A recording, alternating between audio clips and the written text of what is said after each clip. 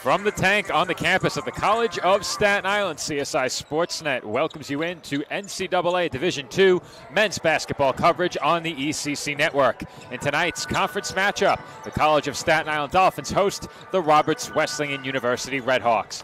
Good evening, everybody. Once again, my name is Joe Foreman, alongside my broadcast partner, Sal Caruso. And Sal, in our first game of the night, women's basketball earned their 19th win of the season with a victory over Roberts Wesleyan. They are locked into the number 2 seed in the East Coast Conference playoffs on the women's side. However, the men right now are on the outside looking in the playoff picture, and they need a win tonight to get back into a playoff spot. Yeah, it's going to be a crucial day for the Dolphins. The men's team here obviously saw the women able to dominate and continue to dominate that second seed that they have. They will be hosting a home game here tonight, and the ECC. For the men's team, however, their defense has been shaky as of late, and that's why the record is where it's at. But they play hard every single night, and so they give themselves a chance to win every single night, especially here on this court. For the Dolphins, it has really been the closing minutes of games this year that have been problematic for them. Earlier in the season, the Dolphins lost a game that came down to the wire against Roberts Wesleyan. A late three-pointer put the Redhawks over the top in the final seconds, the Dolphins losing a heartbreaker on the road. A bit later in the season, the Dolphins taking on Mercy here at the tank. That game was played 1 week ago, and the Dolphins suffered a heartbreaking defeat on their home floor. The Dolphins thought there should have been a travel called on a play late in that game, ultimately resulting in the game-winning basket. They did not get the call, and they lost that game as well. If those two losses at the buzzer don't go against this Dolphins team, they are 7-6 in conference play, and they enter the night as the 3 seed in line to host a home game. Yeah. Sal, if the Dolphins want to host a home game in the East Coast Conference playoffs, this is very likely a game they have to win. Yeah, I mean, basically not only this game, they got to win out, too. Win the last couple of home season games as well.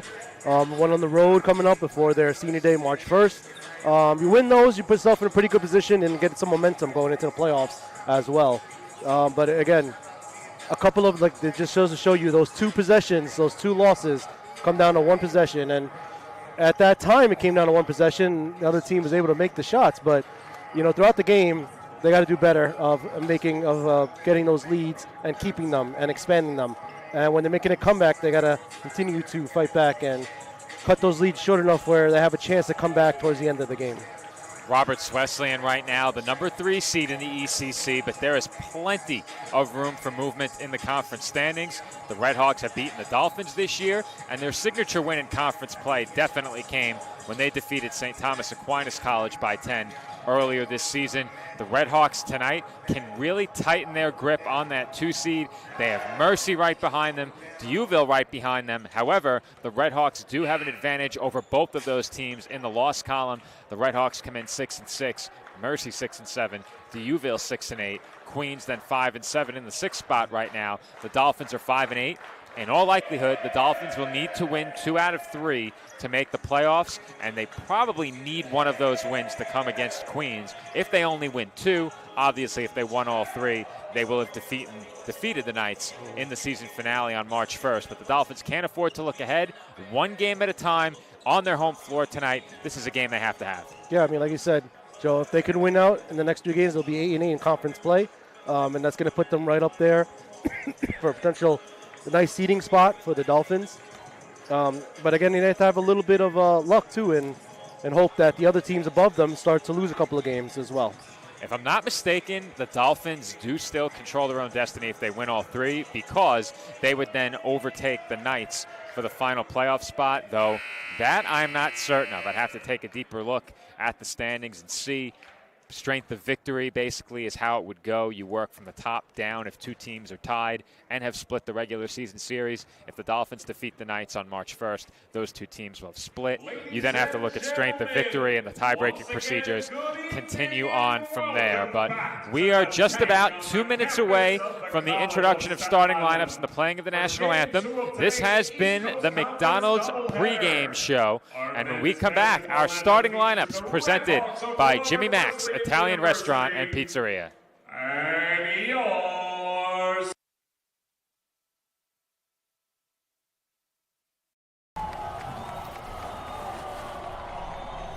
Balance. It isn't just essential in your sport. It's essential in life, especially college life.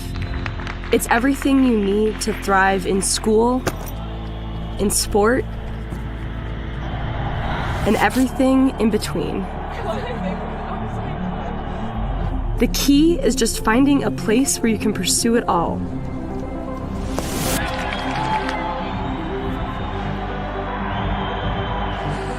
Because the real beauty lies in the balance. If you want to win in every arena of college life, go D2. Make it yours.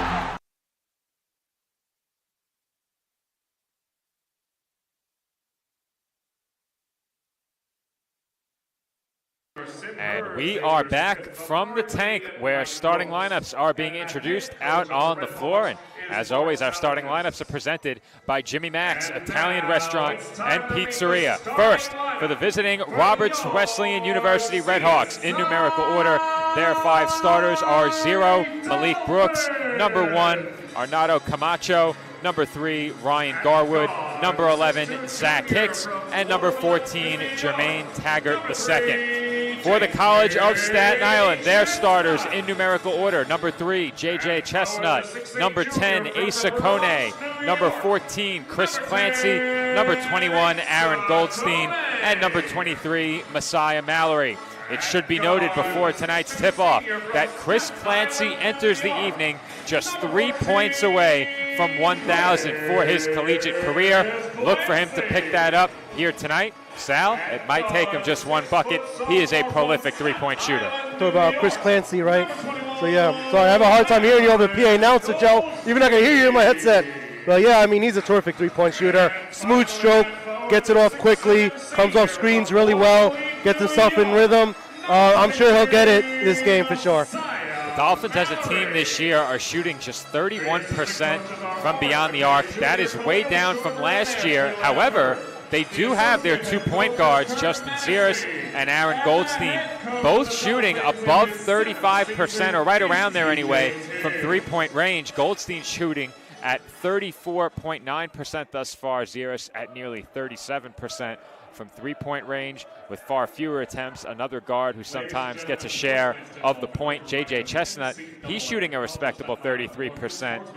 Chris Clancy shooting just shy of 33% as well. So the Dolphins do have plenty of outside shooting on this roster. It hasn't translated to a high 3-point percentage so far this season, but this team's defense and their effort on that end of the floor has been there all season long. They will need that again here tonight. The offense looking to get going so far this year. Overall, the Dolphins shooting at about 40% from the field. It's really been the outside shooting that has been lacking. And as I mentioned earlier, Sal, the closing minutes of games have just been brutal for this team. They have lost 4 games at the buzzer this season. That's a lot of games for one season for sure. Close ones there that could easily change your record in a minute.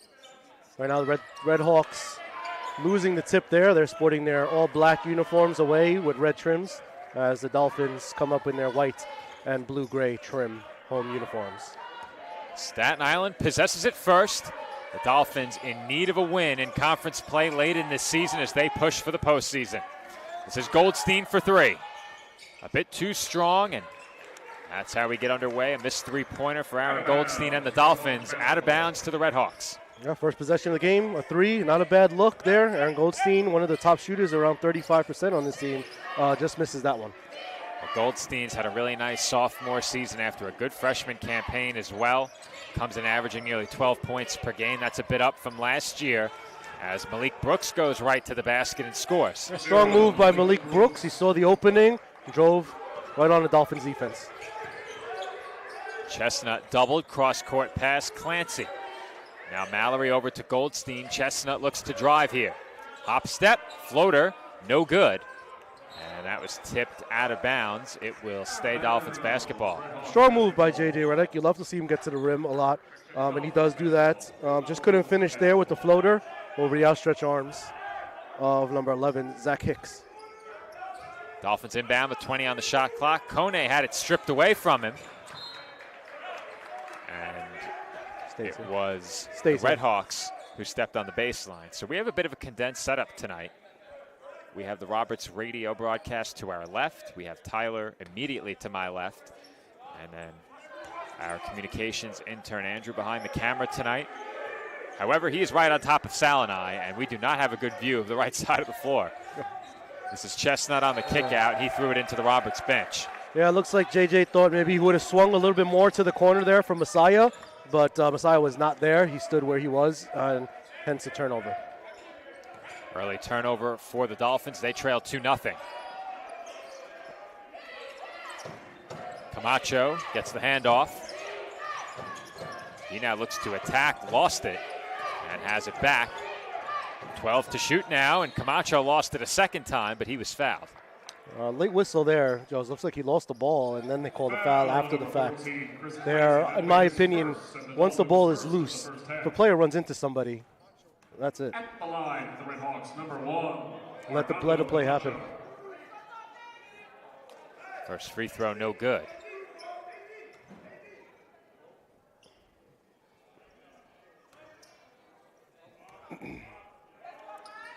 And Camacho goes 1 of 2 from the line. Red Hawks lead at 3-0. Dolphins look to push quickly off the inbound. Chestnut inside. Mallory, he couldn't corral it. Yeah, good pass by JJ Chestnut, although, again, Mallory was not in the perfect position. He was still moving towards the basket as it was coming in. Like the idea there by the Dolphins. They got up the floor quickly. They had Mallory one-on-one. Yep. And he just couldn't corral the pass, but the look was there. The idea was the right one, as that shot was stifled by a pair of Dolphins. Brooks on the floor. The Dolphins have numbers. Clancy, a bit too strong. Mallory couldn't secure the rebound. A lot of contact, and here come the Red Hawks. No call made. Taggart, the second, too strong on the three. Clancy with the rebound. Fast-paced action early in this one. Goldstein for Clancy. He dribbles along the wing now. Kone. Hand off to Goldstein. Clancy again. Up top for Chestnut. And a poor entry pass is stolen by Camacho. That was not a good pass. And Camacho thought he was fouled, no whistle. Goldstein looks to push. Goldstein to the rim, and he is rejected by Hicks. Off the backboard, Joe, there. Red Hawks were having nothing, none of that there, as Hicks said, not today. Tough start for the Dolphins offensively. For the Dolphins, we got entering the game, number 5, Justin Ziris, their backup point guard. Ziris has had a nice season, has played more minutes than he has at any point in his Dolphins career this year, and he has rewarded the faith of TJ Tibbs and this coaching staff. Last year, Coach Tibbs called him the most important player in the program. Yeah, he's definitely an important player. He was a little injured last year. That's why his minutes were a little bit down. But this year, he has done a fabulous job in staying healthy and getting those minutes. Dolphins still can't get on the board, and Messiah Mallory can't change that on the putback. It's a tough start for the Dolphins here. So far, 0 for 4 from the field. And it nearly got a bit tougher, but Hicks came up way short on the dunk. Not sure he needed to try and throw that one down. No. And the Dolphins have thrown away another one. Another ball. 4 turnovers now. Yeah, just throwing away there. Not a good entry pass once again. They gotta settle down a little bit, the Dolphins. They need to start settling down, get to their positions, then make the pass, and then make your move. It's been an ugly start for the Dolphins in this one, but they trail by just 3. Brooks lays it in over Ziris. Number 0, Lake Brooks. Lake Brooks scores second basket of nights quickly, 5-2. Nearly 4 minutes gone by here in the first quarter. Goldstein hands off to Mallory. He's looking inside. Ziris left open. No good. Rebound pulled in by Camacho. Yeah, sometimes, Joe, you're going to have these starts, and you just got to defend on the other end so that you don't get blown out early here until your shot starts falling, because they will start falling. And the Dolphins will get a chance to talk it over in this spot as we head to immediate timeout. Just over 4 minutes gone by in the first half. The Dolphins trail 5-0. Hobra, a taco joint, Staten Island, where we're proud to have shared our family-first spirit with people from throughout New York City and the world. With indoor dining available both at the bar and on the floor. Or step outside for additional seating and an outdoor bar. Serving beer that's crisp, ice cold, and worthy of a day at the beach. Cocktails that explode with flavor. And great food made with the freshest and healthiest ingredients available. Events feature food and drink specials, live music, and the best of Staten Island nightlife. Your CSI Student ID saves you 10% on your dine-in order at Hobra. Visit us at 412 Forest Avenue, Staten Island.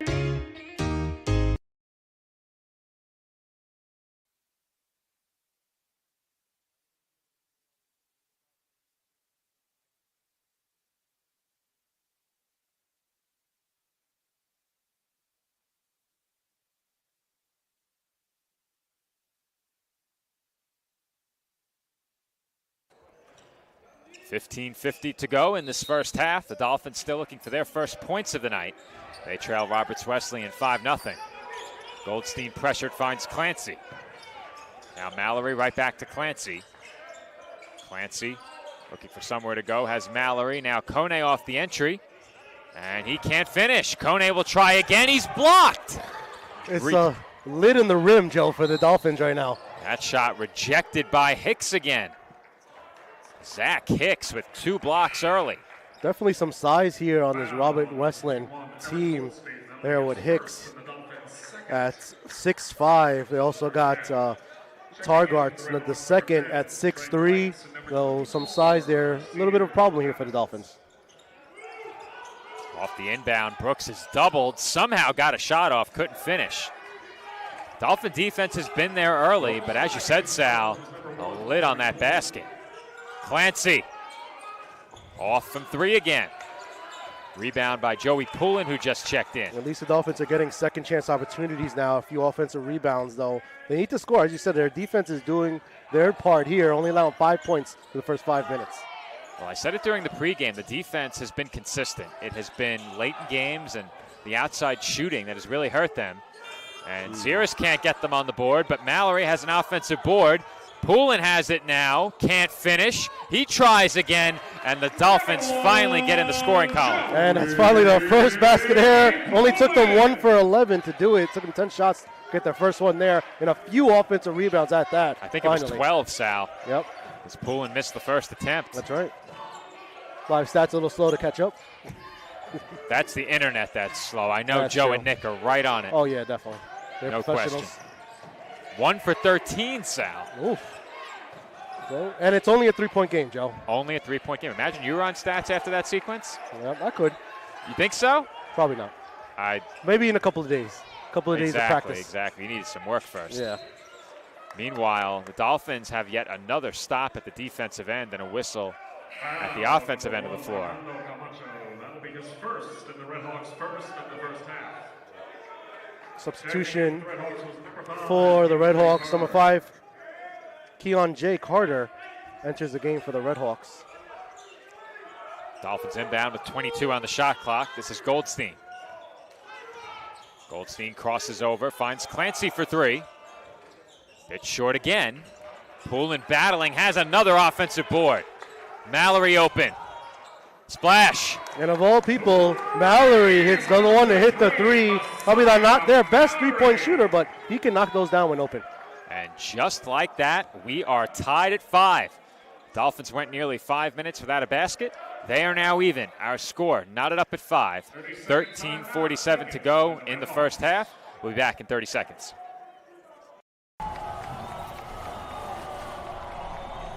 Balance. It isn't just essential in your sport. It's essential in life, especially college life. It's everything you need to thrive in school, in sport, and everything in between. The key is just finding a place where you can pursue it all.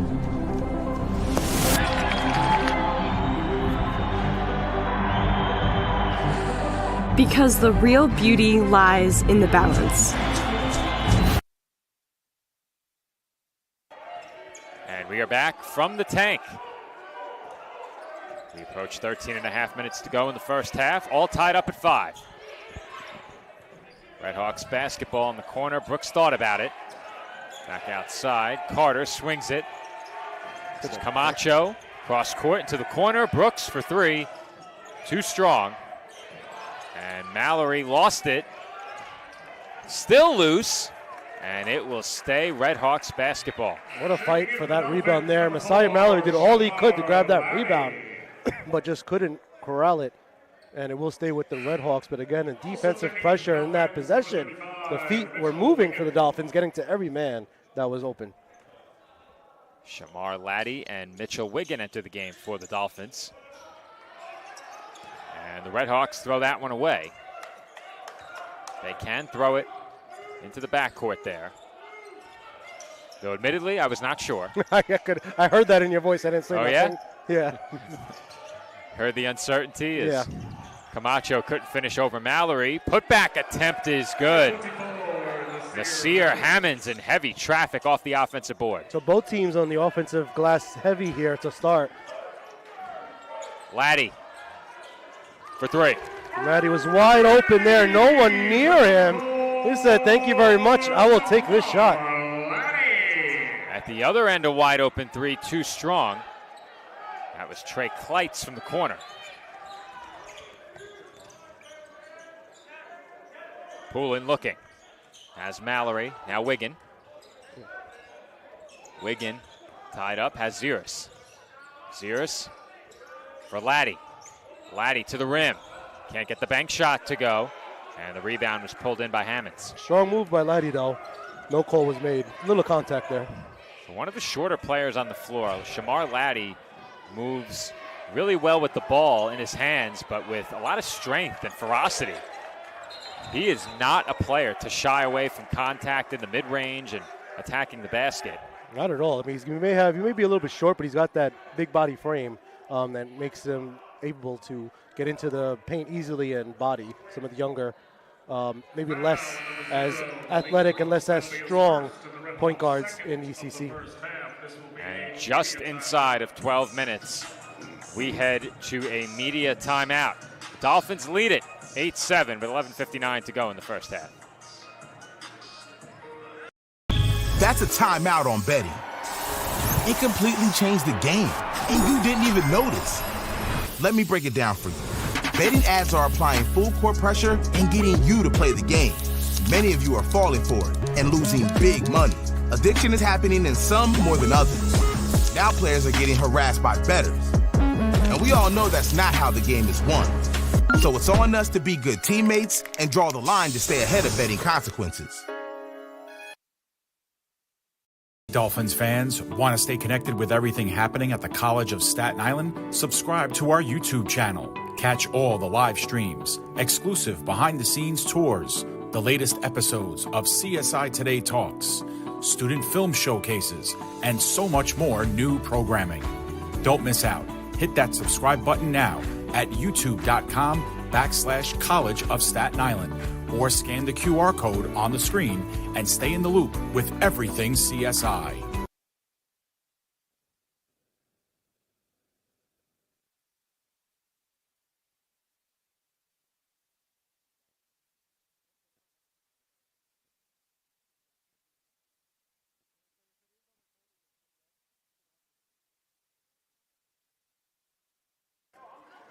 $11:59 to go here in the first half. Dolphins lead the Redhawks 8-7. Dolphins got off to a slow start, but have gained their footing with just under 12 minutes to go in the half. Yeah, up by 1 now. They were down 5-0 for a good 4 or 5 minutes there until they finally got a few buckets to go. Well, the plan of attack is clear. Get the ball inside to Messiah Mallory when you can. And if that doesn't work, swing it out. You play inside out, get a nice open three-pointer. The two teams right now are a combined 6 of 31 from the field. Rough shooting, to say the least. Dolphins have turned it over 4 times. Most of those came in the first couple of minutes as we have another JZ3. JZ3, I like it, Joe. Someone hasn't been watching. Somebody hasn't been watching. Sal. I watched a few, but a few minutes at a time. Maybe I guess I didn't watch when JZ3s came out. When JZ hit a 3. I like that. Just wait until we have a CC3. Oh, CC3, nice. Zirus with the steal, throws it up to Wiggin, who can't convert on the lay-in. I feel like Wiggins should have grabbed that and dunked it instead of trying to lay it up. He was up there already. Yeah, but he was a bit far from the basket. Yeah, too much momentum going forward. Entry pass for Hammond. Hammond's lost his footing and traveled. Yeah, he definitely changed. He moved his pivot there in the last minute, which is what the call was. Although he wanted a foul. And all of a sudden, the Redhawks are the team that's completely out of sorts. Yeah, the tables have flipped here from the first 5 minutes to the last 5 minutes. It's now the Dolphins who are on the rampage.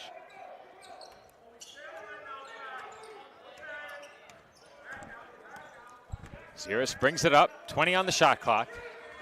He's joined by Laddie, Mallory, Wiggin, and Poulin as we have a whistle underneath. And the Redhawks are doing everything they can to keep the ball from reaching Messiah Mallory, but taking a look out on the floor right now, Mallory definitely has the advantage in size around the basket. Yeah, Messiah's there. They need to get it to him as much as they can, and they have been doing that thus far. Look at him command that double, and it doesn't matter. He works right through it. That was literally split both defenders, made a little bit of a jerk move into the basket, scores it easily. Dolphins now lead it by 6. And they have another steal and perhaps another easy 2. Laddie with the left hand lays it in. Dolphins by 8. Dolphins defense leading to Dolphins offense. Beautiful fast break transition. Great look by Poulin. Dolphins now on a 10-0 run.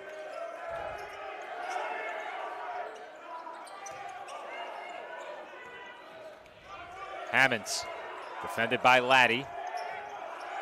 Lights in the corner. No good. Good look, open look for the Redhawks. Just could not convert on that one was Klitz. Dolphins have really stifled the Redhawks offensively these last few minutes. It's a 10-0 Dolphin run, and the Redhawks have been held scoreless for over 3 minutes. Wiggin drives the baseline, hops inside, can't finish.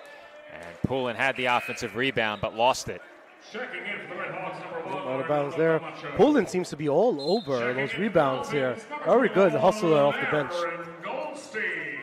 Just wait until he hits a JP3. For someone who hasn't been here, I just love exposing you to these new calls. I like that. I know the splash. We're going to have a double splash one day. What would constitute a double splash? Game-winning shot in the ECC playoffs?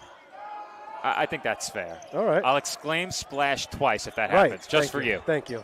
Meanwhile, the Redhawks misfire once again. But on the topic of Poulin, and you just said it, he is everywhere out there on the floor, and I'm sure that's something Coach Tips loves about him. Reminds me a lot of former Dolphin David Shkolny as well, who was always everywhere out there on the floor, chasing down offensive boards in the passing lanes. As we have an AG3. AG, that one I've heard. AG3, Aaron Goldstein, great look there. But on the big topic of Poulin again, he's just everywhere. It's those intangibles that he brings. He may not take a shot all game, but you'll know he has an impact in the game just from the way he plays and hustles out there and gets to every loose ball. Now, what would Nick Durst say about that Aaron Goldstein shot? What would he say? It's as good as gold, Sal. It's as good as gold. That's a Nick Durstism right there. I got it. Nick is away for the week with his wife and child on a cruise, enjoying himself, not listening to the broadcast tonight. I mean, I wouldn't either if I was him. Enjoy that cruise, man. Yeah. I know you're not hearing us, but I think he's dark, completely dark out there on the cruise ship. Could be. I joked with him when he told me he was leaving. One thing I would never do, cruise. I love cruises, Joe. I would never you ever get been on to a one? boat. No.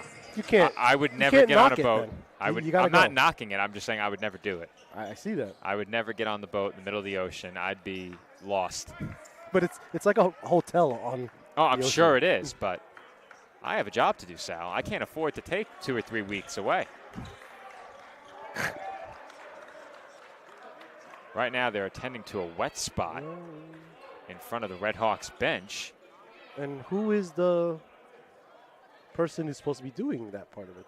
Well, we have one sweeper at the other end of the floor. Who is the other sweeper? No, there's 3 staffers there, so I'm assuming one of them should be able to do it. I'll tell you this. During the last game, one of our floor sweepers sprinting through the area behind the bleachers kicked out our power and knocked the stream offline. Oh, no. So maybe it's better that we only have one. Maybe. Camacho, no good from 3, rebounded by Wiggin. I haven't seen much of Wiggins yet this season, but when he does Well, play. you haven't seen any of Wiggins because it's Mitchell Wiggin. Mitchell Wiggin, my bad. Andrew, who did he get traded to? Andrew Wiggins? Did I say Andrew? Well, no, but you said Wiggins, so I was did. asking where did Andrew Wiggins get traded? I forget. It was to a poor team. Yeah. Poulin knocks down the JP3. JP3. Very good. Pulling for more points. How about this rebound from the Dolphins? They were down 5-0, did not score for 5 minutes, and they have now scored the last 16 points. Yes, since then only allowed the Red Hawks to score 2 points in the last about 8 to 9 minutes. Well, the Red Hawks are 0 of 7 from downtown, 3 of 18 from the field. Goldstein off the fake, kicks out. Ziris. Splash. JZ3. That's there right, you go. Sal, you're catching on. I like it. Beautiful splash down there. Justin Ziris off to a nice start for the Dolphins. 3 from the corner, no good once again by Carter.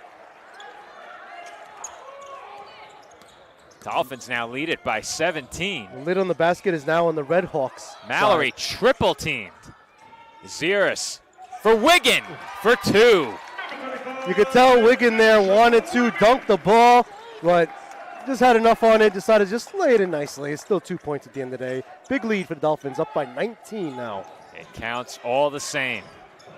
Dolphins in the midst of an incredible turnaround right now as Goldstein commits the foul. Now that's one of those calls where it's like the team is getting hammered right now. The official's like, a little contact, I'll make the call for them.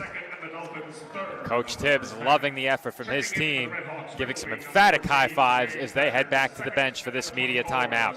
7:02 to go in the first half. The Dolphins now lead it by 19. Kettle Black on Staten Island, a top 5 wing joint in America by Food and Wine magazine. Serving daily lunch and dinner at the bar or on the floor. Perfect for family and group parties with top shelf drink and delicious food. From great times with good friends,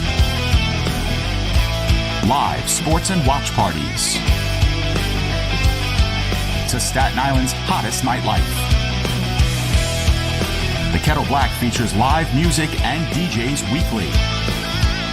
The Kettle Black features daily and nightly food and drink specials. The best Staten Island has to offer is at the Kettle Black. We'll see you there at the Kettle Black, located on 415 Forest Avenue, Staten Island.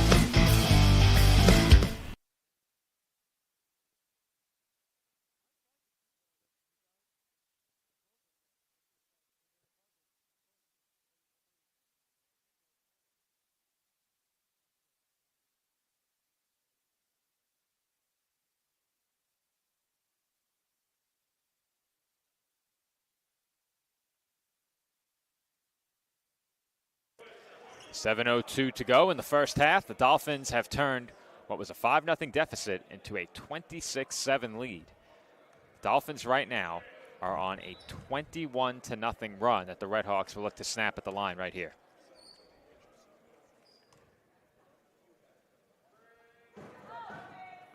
And the first free throw is good, ending the Dolphins' run.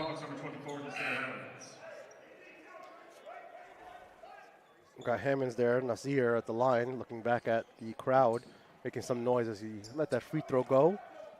Probably did not appreciate it, but hey, that's what we have home court advantage for. Fanatics always make their voices heard. Yep. Now, it was actually funny. I came in today, and one of our compliance administrators, Kelly, was in the office, and she goes, "Do you write these emails?" And I said, "It depends. What email are you talking about?" So she opened the blast that opened with Fanatics. I'm like, yep, that was me. Can't come up with, I can't take credit for coming up with Fanatics, but it was my idea to put it in the email. That's a good idea.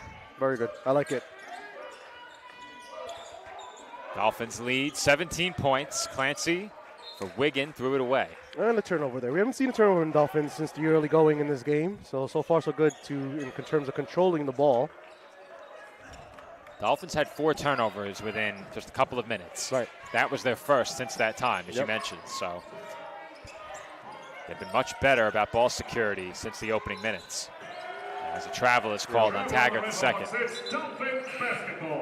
Wanted to shoot it, saw he was probably going to get blocked, then drove just a little too quickly before dribbling the ball. Was called for the travel.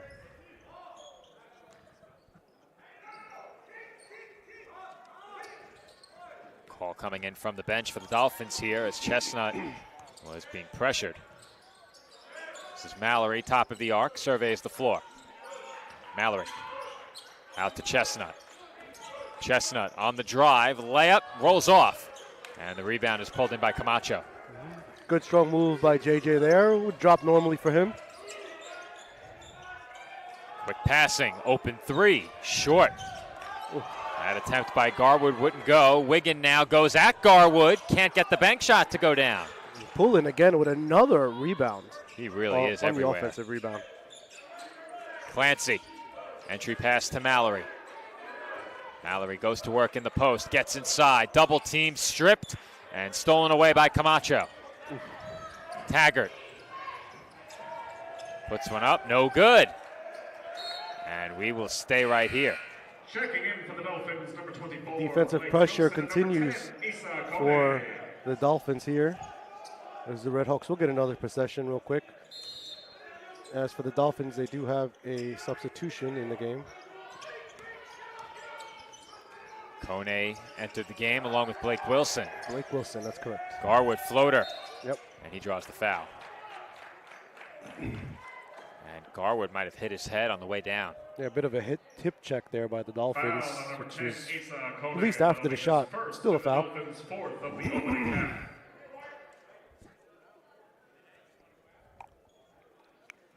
So Garwood right now down on the floor, and with that, the Dolphins head back to their bench area for a moment.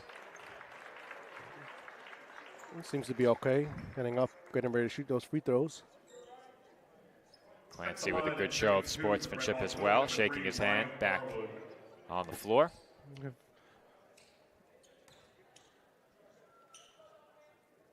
And the first free throw is good. It's the one thing that this Dolphins team is, and it's a testament to their head coach, TJ Tibbs. They are professional, courteous, always doing the right thing, and sportsmanship is high on their list of how to play basketball. No question about it. This program does things the right way. And right now, they're in a position where there's a bit of pressure on them, and they're going to be faced with some adversity down the stretch in this season. They may need to win all 3 games to make the playoffs as Wilson is blocked. Yeah, well, so far so good in this game. Though we thought it was a rough start, 5-0 to start this game, and now all of a sudden they're up by 15 points with just about over 5 minutes remaining here in the first half of play.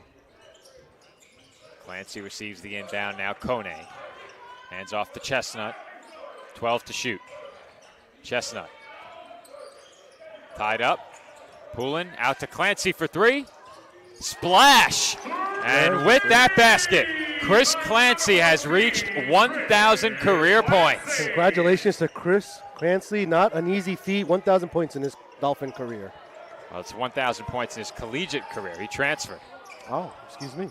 Did not know that, Joe. It would have been pretty impressive if he did it in 2 seasons. Yeah, I was thinking that too. This is only Chris's second year as a Dolphin. Dolphins now lead it by 18 on the heels of Chris Clancy reaching 1,000 career points. Wilson, turnaround jumper is good, and the Dolphins lead is 20. Very balanced scoring for the Dolphins here in that first half. I believe the leading scorer only has 6 points for the Dolphins, which is Justin Ziris. Dolphins nearly forced a turnover there. And the ball was stripped away. They do force that turnover. Clancy. Oh! tried to get even more flashy with it around the back. Yeah, just a little bit too much razzle-dazzle there. A little bit. He was feeling himself after reaching 1,000 points. It might have been, yeah. Made a beautiful move, and then want to try to go behind the back pass, and that one sailed out of bounds. Left in the first half to give the Dolphins a 29-11 lead. And the announcement comes over public address to commemorate Chris Clancy's milestone, 1,000 career points. The Dolphins have to feel pretty good about that and where they are in this game. They lead by 20, under 4 minutes to play in the first half.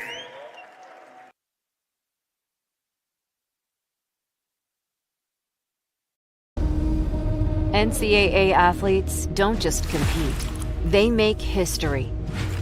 Representing our nation with pride and excellence, they bring home the hardware. Our college campuses serve as training grounds for the next generation of stars. Catch tomorrow's Olympians and Paralympians on the NCAA Championship stage today.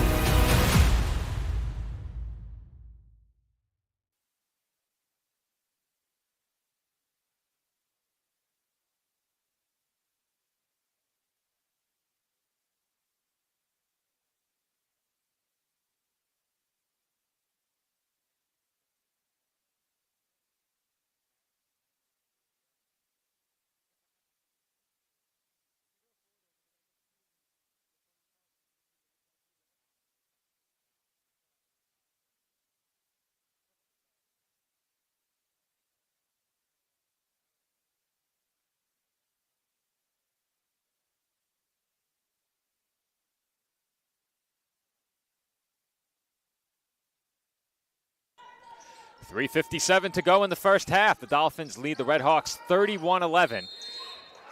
But they have committed a 5-second violation, and it will be Roberts basketball. Yeah, you don't see that very often with the Dolphins teams. They usually have very good inbound plays.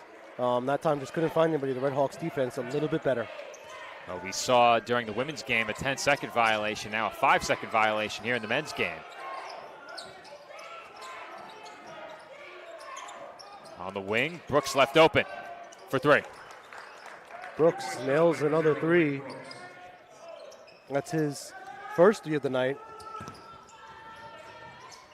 Wilson got himself in trouble, and Kone couldn't corral the pass. Here come the Redhawks now. Taggart the second to the rim in traffic, can't finish. Excellent defense by the Dolphin bigs there, Kone and Wilson. Dolphins defense in transition tonight has been phenomenal. Wilson. No good. Rebound pulled in by Taggart the second. Just over 3 minutes to go in the first half. The CSI lead is 17. And something we saw last year, the Dolphins late in halves often saw leads get away. They did not finish first half strong a lot of the time last year. And that's a trend that has not been nearly as much of an issue this year. They look to finish the half strong here, under 3 minutes to go until halftime. Yeah, if they can go into this half up by 20, right now they're up by 17, that would be ideal. Zieris wanted Kone on the entry pass. That was not a good pass. Well, forced pass there. Up top, Brooks all alone. No good. Rebound pulled in by Roberts once again. It was Kleitz with the rebound. And that was tipped out of bounds by the Dolphins. Yep, that tip right there. Dolphins make a lot of deflections all the time. Long arms, long legs, good body movement to get to the ball, seeing their ball and seeing their man. 12 to shoot now for the Redhawks. Brooks for Kleitz. Outside, Taggart the second looks to drive. Fadeaway jumper, short. Rebounded by Chestnut. Dolphins play defense very similar to the way the women's play defense. They play together. They rotate and move quickly to their open man. There's another poor entry pass. The Dolphins now all of a sudden getting sloppy. That's 10 turnovers. Yeah, just not letting their big set and just kind of forcing the pass in there before a little too early. They get it right back, however. The Redhawks have really struggled since the opening minutes. I'm not sure I've ever seen a team shoot 4 of 27 in the half. I know I've seen many women's college games shoot pretty poorly, but this is pretty bad for the Redhawks here. They are now 4 of 28 following that last miss. And 1 of 12 from three-point land as well. Shooting well at the free throw line, 5 for 6, however. they trail by 17. Our score with 1:44 to go until halftime. The Dolphins 31 and the Redhawks 14. Imagine earning a world-class education on a beautiful and accessible campus in the world's most exciting city. Not only does CSI offer a magnificent campus atmosphere, the College of Staten Island excels in dynamic student life, outstanding academics, new high-end apartment-style living, and a dedicated, award-winning faculty.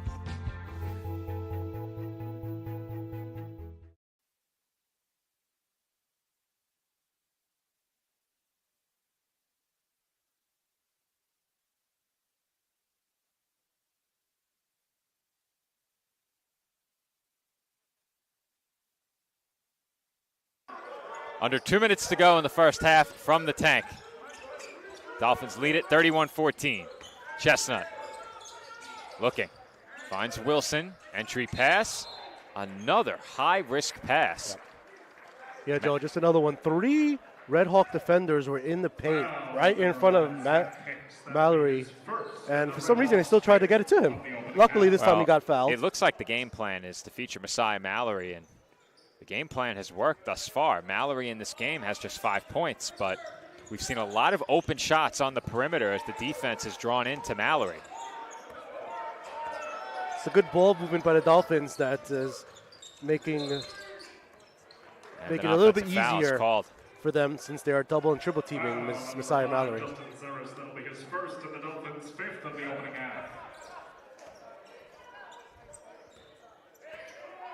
Dolphins turn it over on the offensive foul by Ziris. Just over a minute to go in the first half. Their lead is 17 points. Be sure to stay tuned at halftime as we will be joined by men's basketball head coach TJ Tibbs for our TLC Physical Therapy halftime report. That three no good, but the putback goes down for Zach Hicks. Yeah, Zach Hicks putting a name in himself in this game here. Playing pretty well overall, especially in the defense. This time on the offense. Clancy. Hands off to Chestnut. JJ tied up, gets it back. Clancy, head fake for 3. Splash. Quick little head fake there, sidestep, drains the three-pointer. And the Redhawks come right back down the floor and score. Yeah, quick first break points there. There might be only about 4 or 6 points in the fast break today. That was Hicks again on the layup, and the Dolphins will hold for the final shot. 8 seconds to go, first half. Chestnut with the ball. Chestnut kicks out. Clancy spins away from contact and can't hit. That will do it for the first half. Our score, Staten Island 34, Roberts Wesleyan 18. TJ Tibbs joins us for our TLC Physical Therapy halftime report. Coming up.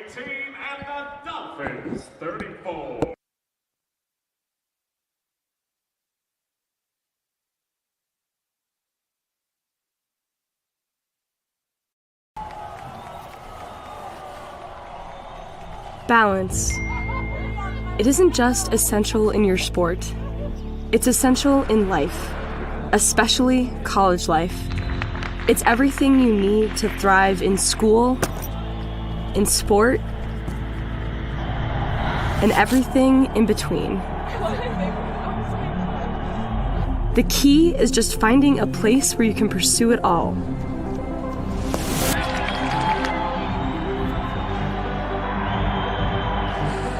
Because the real beauty lies in the balance.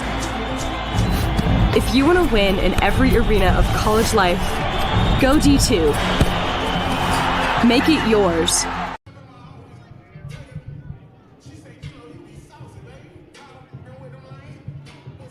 And we are back for our TLC Physical Therapy halftime report with men's basketball head coach TJ Tibbs. TJ, welcome back to the halftime report. Good to have you back, and congratulations on becoming a dad. Appreciate it. Thank you. Let's talk about your team now. First half, not a great start. It got a lot better, and it got better quickly. You were giving some emphatic high fives. What did you like after that early turnaround? The leadership of the group. I mean, they're a resilient group. any success that we've had has been because of the guys, especially the older guys.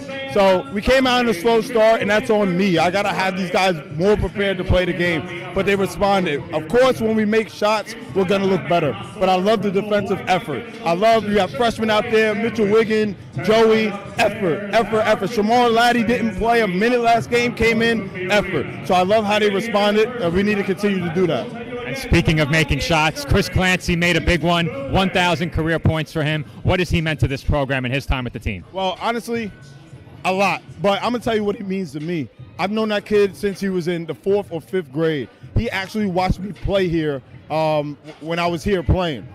That kid is so special. He's going through so much. People don't know. He's had concussions to where you didn't even know if he was going to be able to have a regular life. And for him to come and finish his 2 years and want to play for me, he could be playing at a lot of schools in the country. But he came here to play for me. And what that means to me and my family for the rest of my life is everything. So to see a kid that's doing it for the right reasons, working hard, about to get his grad degree, his master's degree, had a 4.0 last semester, and have 1,000 points, and he is Mr. Staten Island. I don't think anybody has had a better youth basketball career than Chris Clancy. So to have him finish here brings us a lot of clout, and I'm so happy for that kid. Team going to the half with a big lead. Best of luck in the second half. Men's basketball head coach TJ Tibbs joins us for the TLC Physical Therapy Halftime Report. When we come back, second half from the tank, Dolphins lead at the half.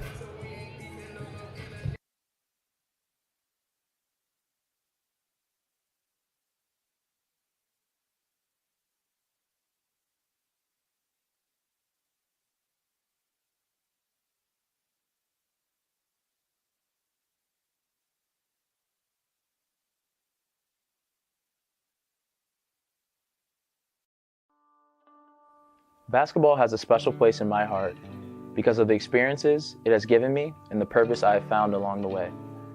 Basketball taught me that success doesn't require perfection. Rather, I should pursue excellence in everything that I do.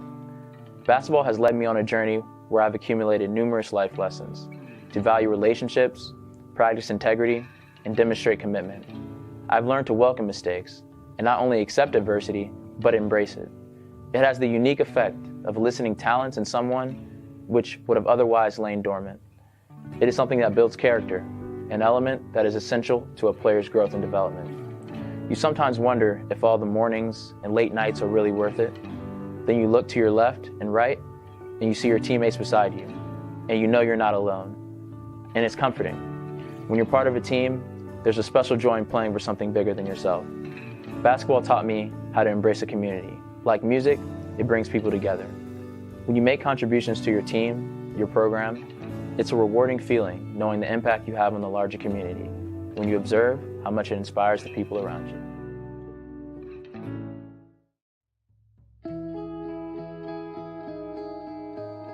Dear basketball, I was only a few months old when I took my first photograph with a ball in my lap.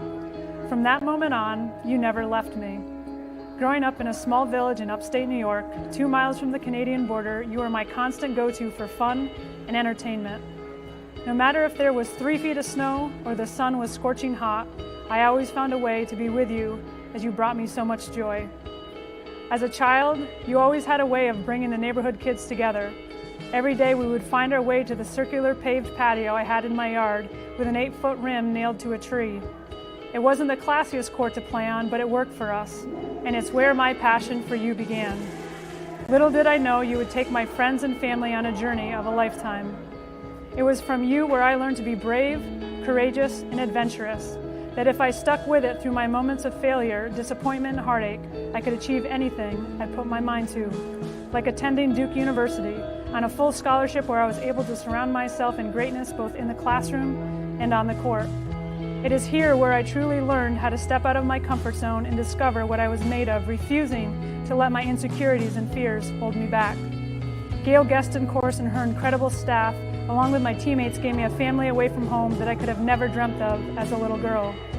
The ACC championships, the NCAA tournaments, including the national championship game in 1999, cannot match the friendships and relationships I developed because of basketball.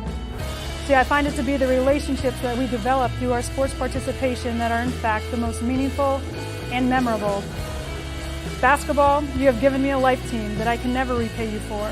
You have supplied me with a platform that allows me to give back, to inspire, motivate, encourage individuals to go after their passions, to push through their failures and be fearless in stepping out of their comfort zones. It was because of you I was able to start my first company with co-founder Colleen Healy from UConn Women's Basketball called Orca Leadership. Orca standing for opportunity, resilience, contribution, and accountability. All 4 pillars we learned from playing your game. Even further, we were able to start up our own academy called Beyond the Game Academy, helping athletes across the country reach their dreams. I could have never imagined this life, and I have you to thank. Thank you, basketball. The opportunities that basketball provided for me has been crazy. Being able to travel all over the world, to even a different country, just being able to meet so many different people and build so many different relationships has definitely just opened so many doors for me. Opportunities that basketball has provided me, just to meet a lot of people, travel a lot of places, around the world and also around the country. It's just, a great experience to make me a more well-rounded person. Just being able to learn from my teammates, learning really what sacrifice is about, learning about hard work, just being a part of a team, having that support group, having somebody that's there to support you no matter what. It's been great. Basketball has given me a lot of opportunities. Obviously, just traveling and coming here, this is special. And we went to Spain over the summer, and I had never been out the country before that, so it was special. And obviously, just giving me a free education. It's a big thing, and I'm glad basketball has been able to do it for me. It's provided a lot of opportunities, provided me to get a college degree, travel places that I never thought I would travel to, and just meet new people. I'd say basketball has just provided me with a variety of opportunities. Just the connections that I made in the Purdue community, and kind of just growing as a player and as a person has. I'm definitely blessed and grateful to have all these opportunities. Dear basketball, since I was a kid, you have always been a way for me to clear my mind of everything going on in life and just have fun playing and competing. You led me to seeing you where I've become a part of a close-knit basketball family. You've let me build relationships with my brothers that not many people get to experience, and these relationships have been able to grow and will certainly last a lifetime. You have taught me that this sport is more than getting the best stats or winning the most games, but it's about enjoying the experience, making a difference in the community, and always competing at my highest level. Through great leadership from Coach K and other coaches, you have given me top-of-the-line resources to learn not only about the game, but about life and being a man of integrity and humility. I would not be the person I am today if it wasn't for you, and I am forever grateful for the lessons you have taught me and the memories that I will have for the rest of my life.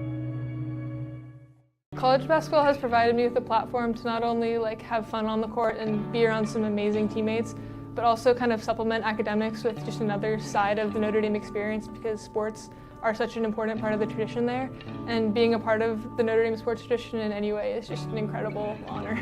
It's amazing. Just being here all week, there's just so much recognition for such an amazing sport and such amazing teams that are here, and to be a part of that in any small way is just incredible, and I'm so lucky to be here. Just the value of determination, perseverance, and self-confidence in getting where you want to go in life. I've definitely learned a lot being around a team of such strong, inspiring women, and I can only hope to emulate their talent on the basketball court and other parts of my life. I'm a computer science major in Notre Dame's College of Engineering, and I was really drawn to it because I've always kind of loved math and science, and it's a really fun way to apply problem-solving skills to different situations, especially in today's day and age where technology is becoming such an integral part of society. Just figuring out different ways I can contribute to that. I'm really excited to see where it'll take me in the future. I think just the general mindset of approaching something from how can I solve this in not only the best way but the most efficient way, because there's a big emphasis on that in a lot of my classes, and just kind of seeing how the sports world and the academic world can overlap, even with just the GPS things that we wear during practice to keep track of how hard we're working. Just the technology behind that is super interesting to me also. When I first came to campus, I was hoping to get involved in the women's basketball program in some way, and I applied to be a manager, and I thought that would be an awesome opportunity, super excited. And then I got an email about walk-on tryouts. I'm oh, this would be a great way to go meet other girls to play pickup with. I had no idea it would lead to any of this, trust me. but I'm so glad it has. And after that, that's how I met some of the women's basketball people and how I got connected to be a team manager for the program. So I started doing that first semester of my freshman year. And then, as you probably know the story last year with the 4 ACL tears, they just needed another practice player kind of thing. So I turned from a manager to a walk-on and got the opportunity to go in some games, just help the team out any way I could. And that was an incredible ride, obviously ending with the championship last season, which was amazing. And then same thing this year, kind of just some injuries happened and they needed someone to step up. So, I mean, I'm here to be whatever they need me to be, and I'm so blessed to be a part of this program in any way. Kind of going between the manager and walk-on role, I mean, it is a different type of thing I'm doing, but it's still being around the same girls every day and just being around the team. And for me, that was such a valuable thing. And again, like, I guess my passion for basketball and how much I just love the sport kind of made that seem easy. Not really something I thought about a ton, just because every day it wasn't about like what I could do. It was just about kind of getting out and playing the game I love every day and just being around it in any way. Basketball has given me everything in my life. Like, it's given me a chance to get a college education. You know, it gives my families to take like trips to these cool tournaments we go to. And most importantly, my relationships with the people I've met throughout the years, and Coach Izzo down to my junior high coach, you know, it's provided me with great relationships with teammates and, you know, guys that I'll be talking to for the rest of my life. Basketball has provided me with just obviously the education portion of it is huge, and also just the relationships I was able to build with my teammates, guys on different teams that go to my school, like the football team and the soccer team. There's also just the relationships that I'm able to build outside of, you know, athletics, and that's just, I believe that's huge, just being able to go and meet new people, especially at a big university like Ohio State, and just kind of get your network around and just see the way different people think and react to things. I'd say basketball provided me with, I guess, the opportunity just to be around good people and meet people that can help me in life and give me a free education and be able to somewhat set myself up for a better life. It has offered me opportunity to go to college, to leave my hometown, travel the world, build outstanding relationships and friendships. I'm forever grateful and owe a lot of gratitude to the game of basketball and to God for putting the basketball in my hands. So basketball has really blessed me a lot. Hobra, a taco joint, Staten Island, where we're proud to have shared our family-first spirit with people from throughout New York City and the world. With indoor dining available both at the bar and on the floor. Or step outside for additional seating and an outdoor bar. Serving beer that's crisp, ice cold, and worthy of a day at the beach. Cocktails that explode with flavor. And great food made with the freshest and healthiest ingredients available. Events feature food and drink specials, live music, and the best of Staten Island nightlife. Your CSI Student ID saves you 10% on your dining order at Hobra. Visit us at 412 Forest Avenue, Staten Island.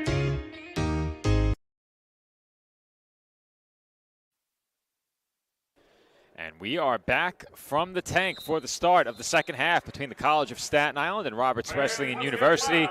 Dolphins lead it 34-18 at the start of half number 2. They got off to a really tough start, Sal. The Dolphins fell behind 5-0, didn't score for nearly 5 minutes. At one point, they went on a 26-2 run, and it was all Dolphins beyond the first 5 minutes of that first half. Yeah, the Dolphins probably could have closed the quarter a little better than they did, but hey, they still got a 16-point lead. Really taking it to the Red Hawks right now. And in that game, in that first half too, Joe, we didn't really mention it, but not much fouls. 5 apiece on both sides. Overall numbers in the first half, Roberts Wesleyan 6 of 31 from the field, just 19.5%, 1 of 13 from beyond the arc. Dolphins shot just shy of 40%, 8 of 15 from downtown. As we have an early travel against the Red Hawks here. An early turnover here for the Red Hawks. That is their 8th turnover of the game. Dolphins get it right back. Goldstein bringing it up, facing pressure. Now Clancy right back to Goldstein. Just over the timeline before that 10-second count.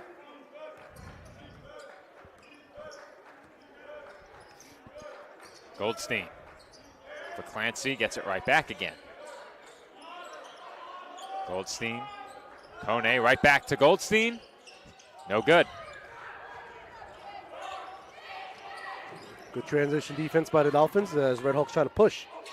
Camacho had that shot altered by Kone. Offensive rebound pulled in by Hicks, and he threw it off Goldstein. Yep, once again, some good hands by the Dolphins, but the possession will stay with the Red Hawks.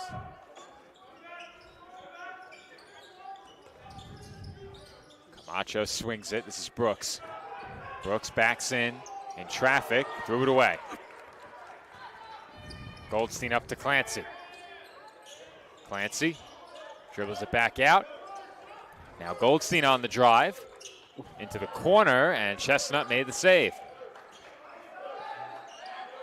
Kone inside for Mallory. Mallory draws another triple team. Goldstein for Clancy.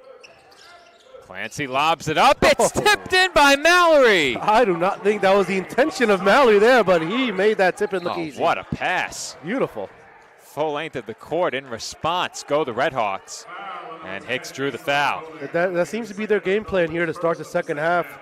About the third or fourth possession of the game for the Redhawks here in the second half, and they've already driven it a few times in transition. At the line for the Redhawks, number 11, Zach Hicks. And the first free throw by Hicks is no good. Zach Hicks is the only one of two Redhawks in the game with a plus-minus of a +9. The other one being Tagoret, the second with a +5 in the game. Hicks goes 0 for 2. It's hard to imagine you had players with a positive plus-minus and a half. That's why I mentioned it. Yeah, with the Dolphins led by 16. Yep, that's rare. So you can tell those two players are making an impact for the Redhawks, just not enough to have a lead. Dolphins now with a chance to go up 20 or more. Mallory, tough shot, and he banks it in. Mallory's had tough shots all day, has been suffocated on the defense, but it has not affected the flow of the Dolphins' offense. Brooks attacks and draws a foul. The aggressiveness of the Redhawks here, once again, driving to the rim. Not many threes taken by the Redhawks to start in these first 2 minutes of play. At the line for the Redhawks, number 0, Malik Brooks. Brooks to shoot 2 free throws here.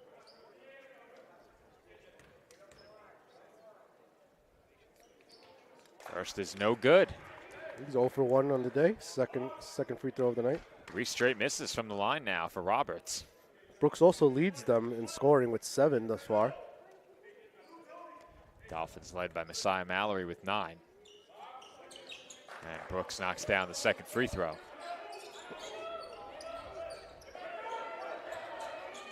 Mallory for Chestnut. Chestnut in trouble, lost the ball. Kone tried to save it, and he did. Off Joe, of one of the what's Redhawks. happening here is the Redhawks are doing exactly what the Dolphins did in the first half. Full court pressure, getting on them right away, and that's starting to take effect here for the Hawks. I think the difference right now is that even when Dolphins applied that pressure, Redhawks weren't really able to knock down shots. And right now, the Dolphins, when they've gotten chances, have been able to knock down shots. And there's another. He was so ready to shoot that ball, and AG3 there from J.J. Goldsmith put it right in the shooting pocket for him. Easy money for AG3. Well, it was an AG3. He's actually AG21. Oh, I think his social media handle might be AG Baller 21, something like that. Rebound off the miss by Kone. Now Mallory running the floor for Chestnut for 2. Nice transition there, a little give and go. Mallory, JJ, and they extend their lead.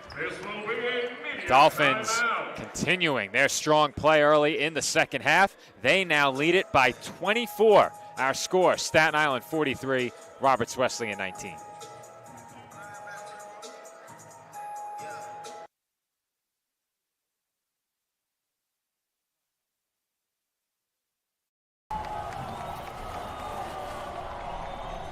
Balance.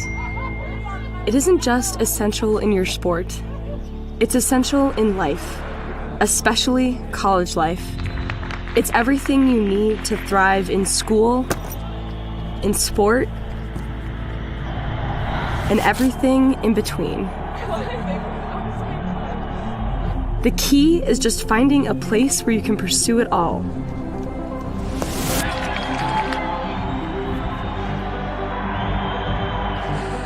Because the real beauty lies in the balance. If you want to win in every arena of college life, go D2. Make it yours.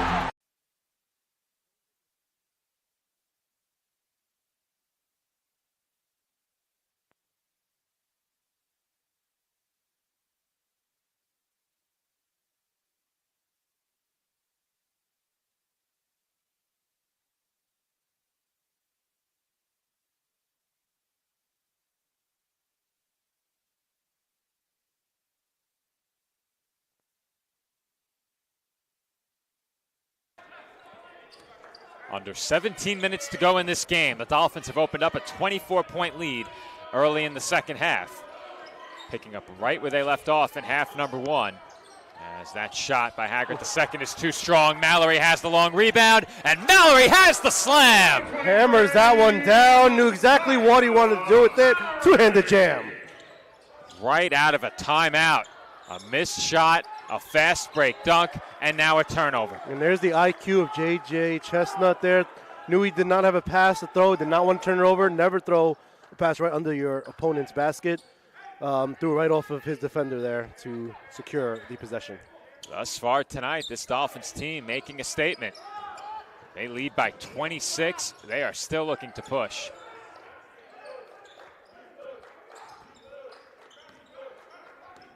Robert Wesleyan still so far with only 1 3 on the day. After that one, they are 1 of 14 from the field from three-point land.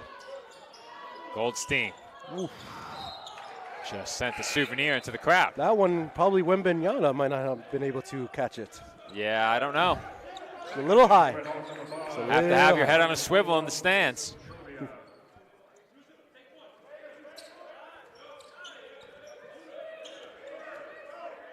$16 minutes to go. The lead is 26 for CSI.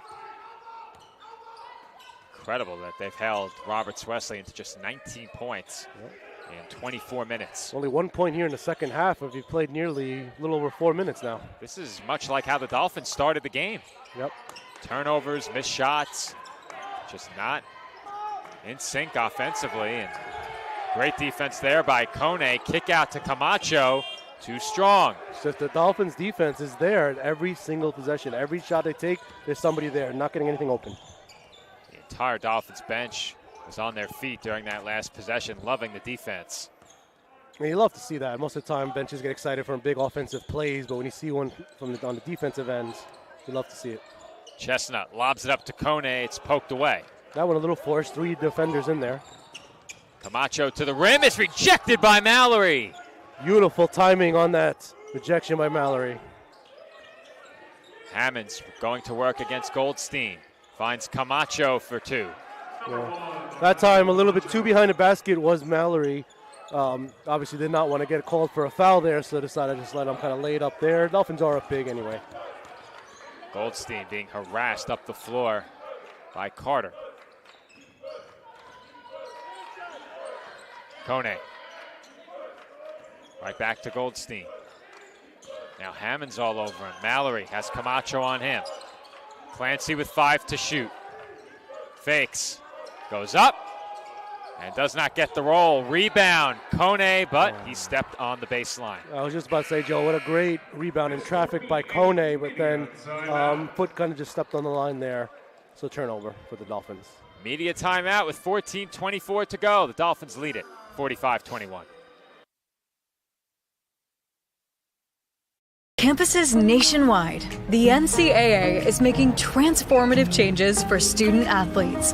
While they pursue their biggest dreams, we're launching new initiatives to help them. Life-changing education opportunities are just the start. The NCAA is providing enhanced mental health services. We're guaranteeing scholarships and tuition and expanding access to healthcare. Visit ncaa.org/change to learn more. NCAA athletes don't just compete, they make history. Representing our nation with pride and excellence, they bring home the hardware.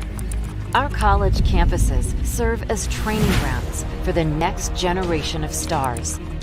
Catch tomorrow's Olympians and Paralympians on the NCAA Championship stage today.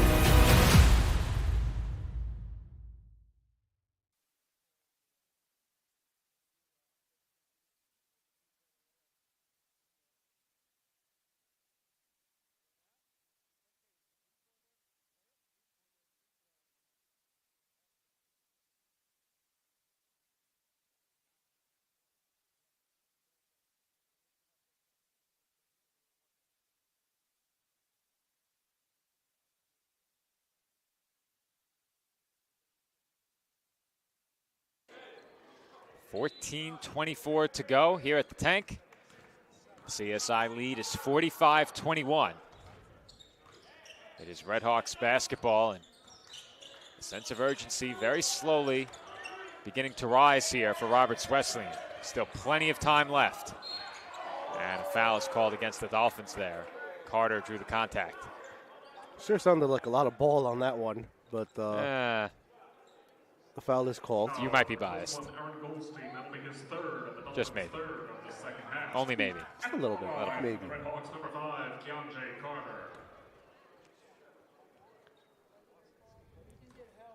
It is possible, Sal, that this could be my final basketball broadcast of the regular season. Well, that's right, because you're going to be with baseball, softball. I will be with baseball in Myrtle Beach. I will be with softball in Claremont, and then I will be at the ECC playoffs in Buffalo. Wow. It is a very busy 2.5 weeks for me coming up. It is usually, and then it's not going to die down for you much. Usually you have a little bit of time, but not this time. Well, usually we have a nice gap between the end of basketball and the beginning of baseball and softball. There's no such gap this year. This year, there doesn't seem to be one. A lot of March games. And, of course, many of those down south to begin the year. All of those games will be broadcast on the ECC network if we are able to bring you video. If we cannot bring you video, we'll be doing voice only on the Sportsnet YouTube channel. That three-pointer no good by Goldstein. Keep in mind, those are all neutral site games as the Dolphins have another steal. Long outlet. Chestnut to Mallory, and Mallory rim grazes and dunks it. Yeah, grazes is correct. Dunks it. Still, nonetheless, it's a dunk is a dunk, no matter how it looks. That's what my dunks used to look like back in the day. No two-handed dunks. None. But I could pull off the one-handed rim grazer. Joe, the closest I ever got to dunking was when I was able to clap on the backboard when I was in high school. Other than that, nah. In high school, I used to dunk on about 9'10", 9'11", rim grazer. I never actually dunked on the 10-foot regulation basket in gym class. I did dunk on the outdoor basket. I don't know if that was 10 feet. If it was, then I've dunked on 10 feet one time. I jump really high on those ones that have the basketball hoops with the bouncy. That I can dunk over. You go to the trampoline park and dunk? When I go with my kids, hell yeah. What a great excuse to go. I wish. Ziris airballs the three, and the rebound goes to the Redhawks. Brooks to the rim with the left hand, scores. And finally, a little momentum for the Redhawks here as they get a transition bucket to cut the lead to 23. I thought that easy basket might prompt a timeout. Goldstein tied up. The Dolphins have 1 second to get it across, and they do. Poulin from Wigan. Count the basket, and one. And Poulin once again showing why he's such a crucial piece of this team here. Joe, I don't know if you recognize in the first half, though, he had the highest plus-minus total at plus 25. Wow. Yep. What was the next closest? Next closest was plus 17 by Wigan. So. Nope, I'm sorry. Plus 18 by Ziris. So plus-minus is one of the very, very few stats we don't get on the split box via the Sidearm Live stats. We do get it via NCAA Genius printouts, which is what Sal is pulling that from. So maybe I will ask for the printouts. Yeah, a little bit more information. Plus minus is very That's the important only stat. additional information you get. Find Probably. me another stat that's on there. Don't challenge me, Joe. I'd like to know. I just don't want to do the work. Goldstein up ahead, throws it away. They were prepared for that pass this time. They did that a couple of times already, and the Redhawks this time got back on. The Redhawks now dialing up the pressure. Carter to the rim, drops it off. Hammonds lays it in. Redhawks showing some life now, playing with some good energy these last couple of minutes. Cutting it now down to 21 here, slowly chipping away. They have a long way to go, still a lot of time. That they do. I think the biggest obstacle for Roberts Wesleyan right now is the poor shooting. If they can start to knock down some shots, they've shown they can get some stops. Wiggin, baseline drive, pass to Poulin for the easy two. I think the biggest thing in this game particularly is the talent. The Dolphins just have a few more talented players than the Redhawks. Dolphins' depth really shining here tonight. And that shot a bit too strong. Baseline drive, Carter can't finish, but he was fouled. Yeah, good strong move by Carter. When you're down, the one thing you do want to do is stop the clock and go to the line. Sal, it's time for another media timeout. And you love those. I do not. 11-12 to go. Dolphins lead it 51-28. Imagine earning a world-class education on a beautiful and accessible campus in the world's most exciting city. Not only does CSI offer a magnificent campus atmosphere, the College of Staten Island excels in dynamic student life, outstanding academics, new high-end apartment-style living, and a dedicated, award-winning faculty.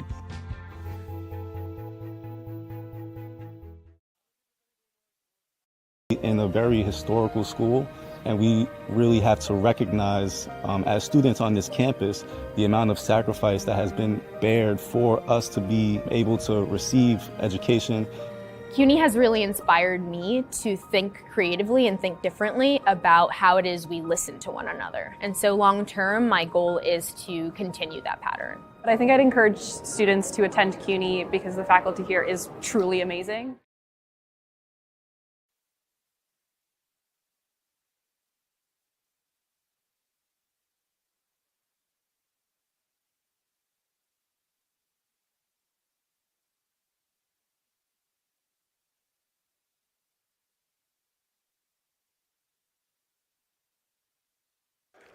Just over 11 minutes to go here in the second half, with the Dolphins leading Roberts Wesleyan University 51-28.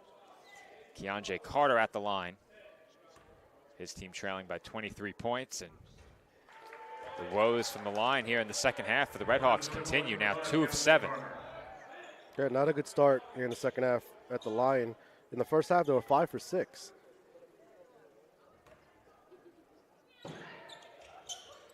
Carter goes 1 for 2. Ziris into the corner for Mallory. Mallory doubled. Gets it out to Poulin, now Laddie. 15 on the shot clock. Call comes in from the Dolphins bench. Laddie for Wiggin. Corner pass, Poulin, JZ for 3. JC3, very good there. Beautiful around the horn passing by the Dolphins to find Justin open for the 3 left-hand side of the court. Now, technically, he is JZ3 because we had Jay Ziris, Joseph Ziris, and now Justin Ziris. Hopefully, I'm not missing anybody. But technically, he is JZ3. Aaron Goldstein hits AG3s.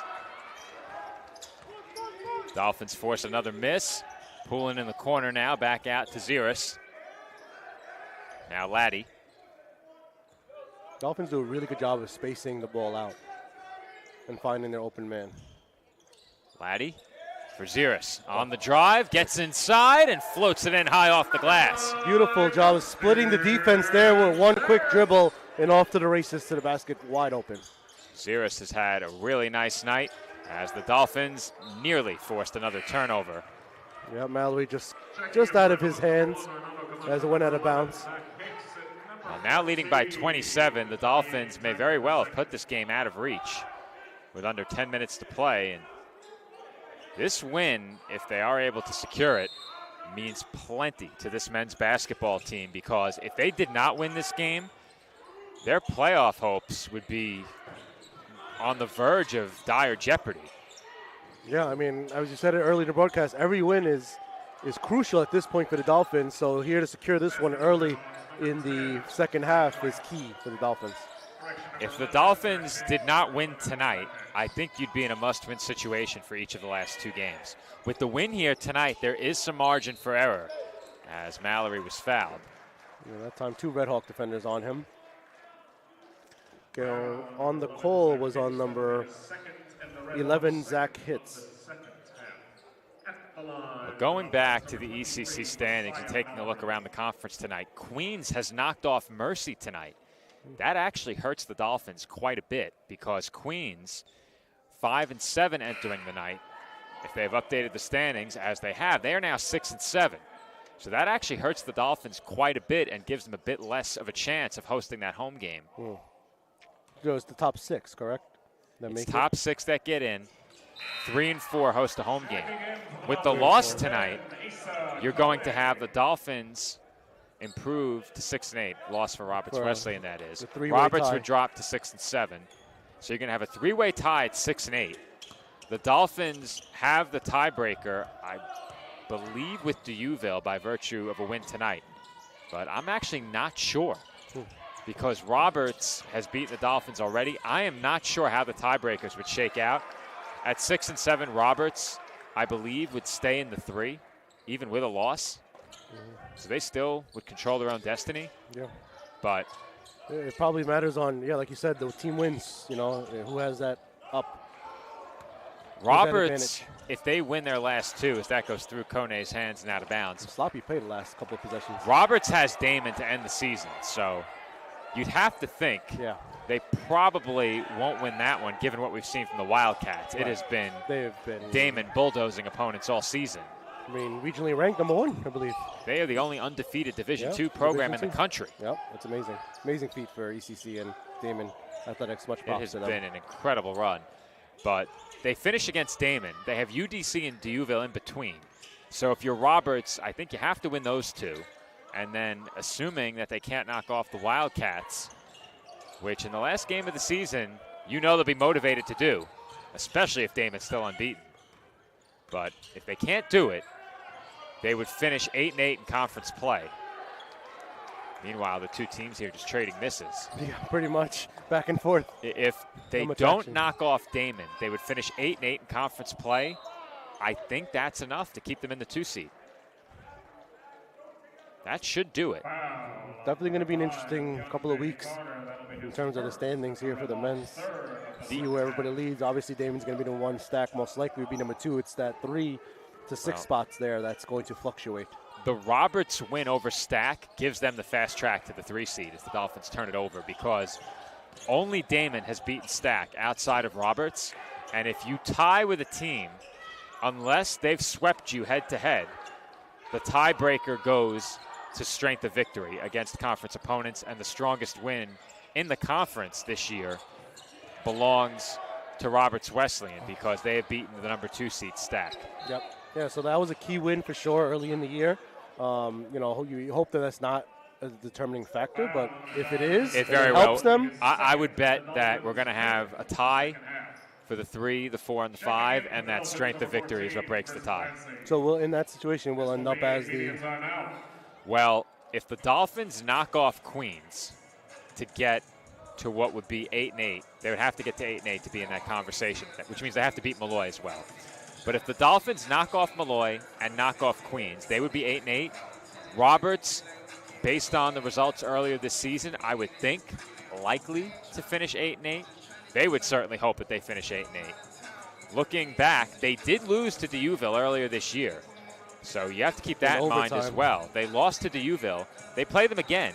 So the Saints very well could be in that conversation for 8-8 as well. Yeah. That being said, they do not have a win over Stack. Yeah, we do, so that's key. We don't. Roberts does. Oh, Roberts does. Roberts has the win over Stack. Staten Island's strongest win this year would be the Roberts win if they win tonight. This would be their strongest win? This would be their strongest win. They have not beaten Stack, and they have not beaten Damon. Okay. The Dolphins are on the outside looking in terms of hosting a home game. If they win out, I think there's a chance. Yeah, in definitely. fact, it might be likely. Yeah, I mean, it looks like it. According to the standings right now and all the possibilities, there's no reason why the Dolphins can't capture a 3 or 4th seed to host a home game. If they win out, there is a very, very real chance. If Queens beats them, they're not getting a home game. Yeah, there's a Queens game, the main one. Yeah, the Queens game. That's next they have Saturday. to get a home game. They have to win both. Yeah. But they certainly won't get it if they lose to Queens.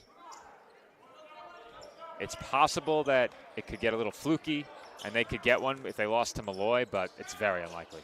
Very, very unlikely. Yeah. In fact, it might be mathematically impossible because the teams ahead of them could end up with 8 wins. So we'll wait and see. Yep, that's all we could do. It's going to be an interesting finish to the season. As Camacho's tied up, he lobs it to Hicks, and Hicks is fouled.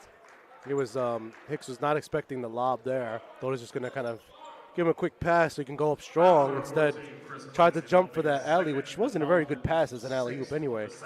But nonetheless, he got fouled, and he's going to the line. So Hicks to the line, where the Red Hawks have not had much success in the second half, just 3 of 8.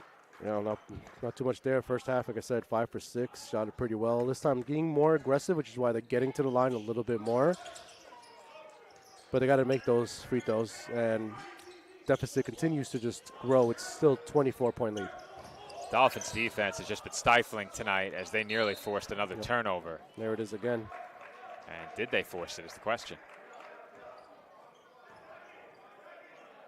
They did, in fact, force it, or did the Red Hawks? Believe it or not, Joe, according to the stats here, only 13 turnovers for Robert Wesleyan compared to 19 for the Dolphins. I'm so buried in the stats, I didn't realize it was Dolphins basketball. They didn't force a turnover there. No, they were nearly forced into a turnover, is what I should have said. Correct. Sometimes you get a bit buried in the stats during a 20-plus point game. Yep, especially one that's, lopsided and shooting-wise not great. Well, the story tonight, I think, coming out of this game is going to be the Dolphins' defense. They have held Roberts Wesleyan to 11 of 47 and 1 of 20 from three-point We range. saw them hit that 1-3 in the first half, and that was it. Since then, 0 for their last 19 three-point attempts since then. On the other side, Roberts Wesleyan is 10 of 20. You mean the Dolphins at 10 of 20? That's right. Buried in the stats. There you go. So much for that. Roberts Wesleyan has allowed 10 of 20. That's what I said. And I'm sticking to it. Yeah, that's fine. And I'm sticking to it. First, I thought you were talking about the free throws here. The free throw attempts, they're 10 of 16 in the line. Well, then I just can't read. That would be bad. Under 7 minutes to play. It's a 24-point game. Camacho, bounce pass, baseline. And the lay-in is good by Taggart the second. Timeout Dolphins. Timeout taken by the Dolphins. The Dolphins did not like how easily the Red Hawks were able to score there. 30-second timeout. Yeah, I was going to say, Joe, that might have been one of the first times in this game that I saw a play happen as easily as it did for the Red Hawks to get a bucket. Well, it's been a while since they've had one that easy, and while we have another break, we'll take a look around the conference a bit further. There was another game tonight in addition to that Queens versus Mercy game. St. Thomas Aquinas faced Malloy, and that game right now, just a 6-point game with 17 minutes to go in the second half. Spartans over the Lions, now leading by 8, but if the Lions could pull off a win, that would be a major upset and could shake things up a bit. Yeah, definitely. They are at home. They're only down 8 points. There's no reason why they can't give it to Stack right now and try to pull out a lead. Well, that's a game Malloy, in all likelihood, has to have to stay alive in the playoff chase. If they fall to 4-9, I think they're mathematically on the brink of being out of it. It'd be very close. They do have 4 conference games left. There are teams ahead of them with just 2 conference games left. Yeah. If I recall, the 6th seed last year might have been 6-10 in the ECC for the men. I'll have to double check that. as the Dolphins narrowly avoid a turnover. Laddie for Clancy. Up top, Mallory. Outside, Poulin. And that's a JP3. JP3 is for sure off from Mallory there. Again, beautiful orchestrating of ball movement for the Dolphins to find Poulin in rhythm to shoot it. So the 6th seed in the ECC last year was Queens. They were 6-10. The top 3 seeds last year all had 12 or more wins. That will not be the case this year. No. Going to be a lot different from 3 to 6 down than last year. And don't think that at the other end, when the Dolphins knocked down that last 3, I didn't notice the Joey Poole and Jalen Brunson 3-point celebration. Did he do that? He did. I didn't even realize. I wonder if he got his foam finger last week. I In did fact, see I that. know he didn't because he was here. He was here. That's true. Now, I know Lewis is watching at home. He did get one. His sister works at Madison Square nice, Garden. nice. And he's a former MSG employee. That's right. 6 minutes to go. Dolphins lead by 23. Laddie to the basket. Threw it right Good off the hand idea of Camacho. by Laddie, but Camacho was right there ready for that potential pass.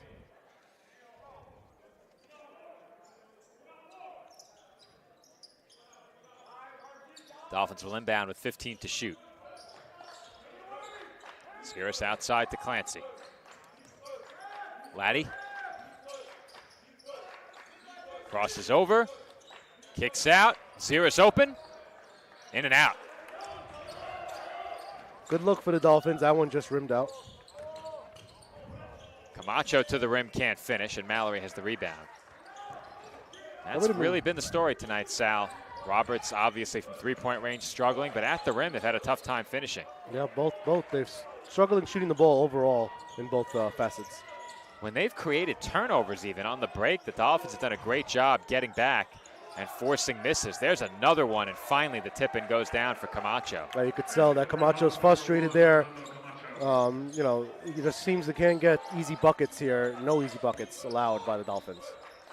Well, the bench urging the Red Hawks to pressure. Laddie wanted Mallory. That was a dangerous pass. Mallory saves it. Clancy left open. No good. Poulin tips it. It's loose and pulled in by Camacho. Yeah, Clancy and Poulin have such smooth-looking jump shots that every time they put the ball up, you think it's going in. Pull-up jumper is good. That one pure. Jermaine for the Red Taggart Hawks. the second. Just over 4.5 to play now. Dolphins by 19. Mallory back outside. The Dolphins will wisely take their time with it.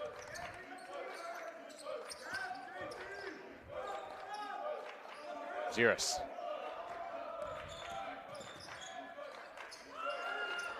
To Laddie. Step back three. Is good. Shamar Laddie hits the Brunson celly. And yeah, look at that. That is popular apparently. Yeah. Either that or they just all Knicks fans on that bench. Shot fake by Brooks, and he is rejected by Poulin. Yeah, beautiful defensive pressure. Poulin is a very long defender as well. Smart player, moves his feet well. Like I said, just a havoc on defense and also making his name known on offense. And with that, we head to what is thankfully our final media timeout of the game. Sal, you know how much I love media timeouts. We do love those medias. 4 minutes to go. The Dolphins lead it 63-41. No, I'm right. The podcast that uncovers the origin stories of some of the biggest names in sports, media, and entertainment. Nick Durst here along with Joe Calabrese. Here we are, 200 episodes later, about 150 episodes with guests, our friends, soon to be your friends. Well, it's pretty clear, Joe, that it's all about You Know I'm Right, the podcast. That's my You Know I'm Right moment. Wanted to do a podcast, and everyone was like, what are you, crazy? Who's going to listen? You're not going to get guests. Well, guess what? I'm the best when it comes to getting guests. You could vouch for that. I am so happy that you asked me to do this. I couldn't have been more thrilled. And follow us on socials, check us out. I promise you, if you want to work in media, whether you work in media now, whether you want to quit your job and work in media, come to us, and I promise you, we will get you on the right foot. That's what it's all about, uncovering the origin stories of some of the biggest names in sports, media, and entertainment. Keep it locked on You Know I'm Right.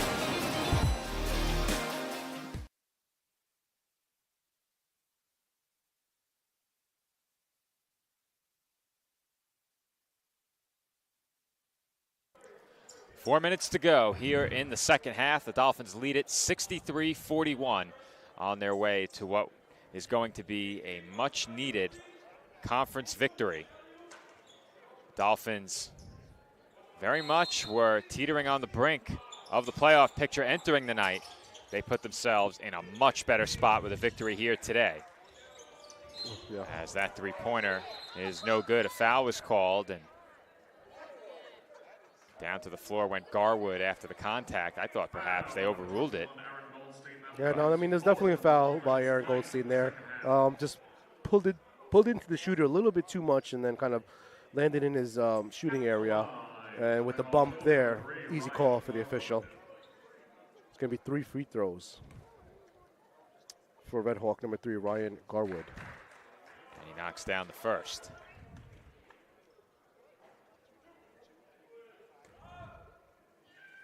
Garwood today so far 0 for 3 from the field, 0 for 2 from 3. He is now 4 for 4 from the free throw line. If he hits this, it'll be 5 for 5.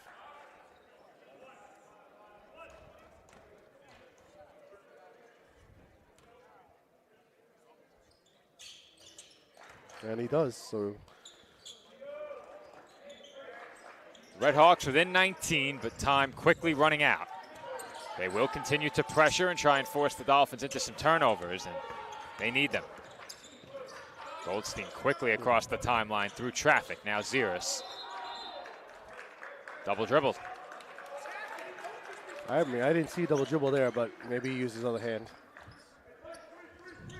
But we are on the other side of the floor, Sal. Yeah, and I do have glasses. So. And you and I are wearing Dolphins apparel. So. No, are we? No. Yeah, right. I'm wearing a custom piece of Dolphins I was apparel. going to ask you about that piece earlier. I was like, where did you get that? Customized. You can visit our online store at csidolphins.com. You scroll down on the homepage and it says Shop Fins Gear, a great selection of customizable gear. Oh, I'll show you my cart, Sal. Trust I'll show me, you my I know. cart. Trust me, I know. So you're saying that you've paid for your own gear before? No. Okay, I was going to say shame on you. No, I know about it. I just never paid for it. Yeah, I've paid for this and much else. It's okay, though. Listen, when you have 2 kids, money is a problem sometimes. Yeah, I don't have any little ones running around that I know of. Free throw is good by Malik Brooks. Well, the Red Hawks have cut it to 18 here. 3:26 remaining. I mean. Yeah, with 3:26 remaining, the Dolphins would have to have a catastrophic meltdown. Yes. To let this game get away, but we've seen some crazy things before. Yep. Never say never, Joe. Goldstein determined to get up the floor without any help.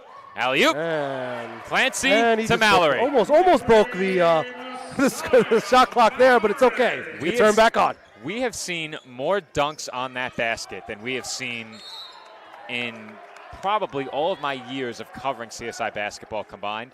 Just this season, more dunks on that basket. That'll be his third and the Red Hawks' fifth of the second half. Checking in for the Red Hawks, number 5, Keontae Carter. Keontae Carter enters the game for the Red Hawks.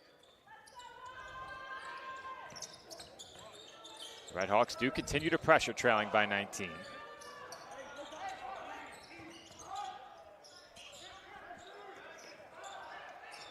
Ziris to Mallory. Inside of 3 minutes to play, and Mallory banks it in. Nice move by Mallory there. Making his presence felt here in the second half for sure. Just like that, Dolphins back up by 21. Another steal by the Dolphins Dolphins. defense tonight has just been suffocating. As you can count that basket, Aaron Goldstein in transition finishes through the contact. Yeah, Joe, so much for anything catastrophic happening tonight. Dolphins extend again, up by 23 now, and one more for AG. Checking in for the Dolphins, number 2, Sean Hargrave, and number 24, Blake Wilson. Couple of subs for the Dolphins as there. Shamar Laddy re-enters. We got Mitchell Wiggin also coming into the game for Poulin. Chris Clancy gets a nice ovation. He heads to the bench as well in place of Mitchell Wiggin.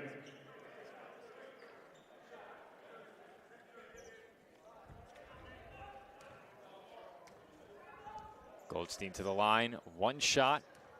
Dolphins looking to reach the 70-point mark, and they will. And the Dolphins now, with 2.5 to go, have emptied the bench. Yeah, some good playing time for future Dolphins, maybe to get some potential big minutes in next season.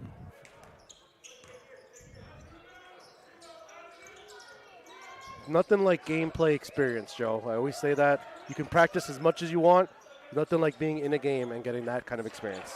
And there's a corner three from Nasir Hammonds. Meanwhile, I say they've emptied the bench. You have players out there who have really contributed tonight. You mentioned the hefty plus-minus in the first half for Mitchell Wiggin. Shamar Laddie's played well. Justin Zira is still in the game. Blake Wilson had some first-half minutes as well. Sean Hargrave in for the first time as that shot goes down. I think we could see Sean Hargrave get some minutes next year for sure. Lengthy, good player, seems to have good IQ. Well, if I recall, and my memory has generally served me pretty well, it was Hargrave who tied the game against Roberts Wesleyan when the Dolphins were there earlier this season. CSI forced a late turnover. Hargrave scored to tie it, and then the Redhawks came back to win it at the other end. I think that was the game anyway. Wrong game. Wrong game. It's okay. He was in the game. He was, definitely. See his Late in name the a lot. Steal. He did steal it. He did. He scored. Yeah, I was going to say. Right I thought game. I saw it right there. game. Memory wins again. There you go. Your memory serves you right. I do write the recaps, though. Some of the coaches don't even realize it. Really? They know now. So, funny story, especially with the CSI baseball trip coming up later this week. I was on the team bus. St. Thomas Aquinas needed a statistician. So they asked if I could do the game. We were playing them at their place. So I said, sure, I can do it. So I went to go score the game. I traveled in with the team on the bus. The game ends, and Coach Morrow turns to me. I'm sitting behind him, writing the recap in the seat behind him. And he says, you know, Joe, whoever writes the stories does a really good job. I'm like, you don't say. That's so Mike Morrow. And I mean, who does he think is writing the stories? I said, Morrow, you do know I write the stories, right? He goes, really? He did not know. That's crazy. Now, we don't have it readily available, but there's actually a legendary photo from that bus ride. You may have seen it on an old broadcast. I do have it on my phone, but the bus actually broke down on the way home. Oh, I think I remember that. I heard about it. There is a photo of Coach Morrow in disbelief with his fist toward the sky as he waits outside the broken down bus.